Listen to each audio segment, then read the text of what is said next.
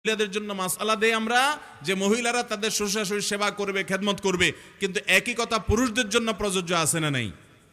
পুরুষ তার শ্বশুর শাশুড়ির খেদমত করা লাগবে না? অতএব তাদেরকে অর্থ দিয়ে, পরামর্শ দিয়ে, সহযোগিতা করে, আন্তরিকতা দিয়ে, দোয়া করে বিভিন্নভাবে সহযোগিতা করতে হবে। কারণ তাদের মেয়ের সাথে আপনি সংসার করছেন, তাদের অবদান আপনার প্রতি আছে, কৃতজ্ঞতা আদায় করতে হবে।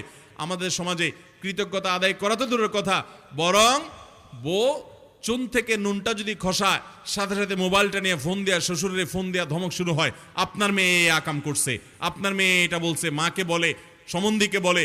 এরকম অনেক স্বামী আছে না নাই? ভাইরা আমার, স্বামী স্ত্রীর মধ্যকার যদি কোনো সমস্যা হয়, নিজেরা সলভ করার চেষ্টা করতে হবে, নিজেরা সমাধান করার চেষ্টা করতে হবে। না হলে অন্যদের সহযোগিতা আপনি নেবেন, সেটাও কোরআনে বলা আছে। কিন্তু মনে রাখবেন, কথায় কথায় বাপ মাকে টেনে এনে তাদেরকে কষ্ট দিয়ে আঘাত দেওয়াটা জায়েজ নাই। আল্লাহ আপনাকে যখন একটা মেয়ে দিবে, এই মেয়েটা মানুষ হিসাবে ভুল হতে পারে কি পারে না? ভুল হতে পারে কি পারে না? এই ভুলের কারণে আপনার জামাই যদি আপনাকে ফোন করে এরকম তার নামে বিচার দেয়,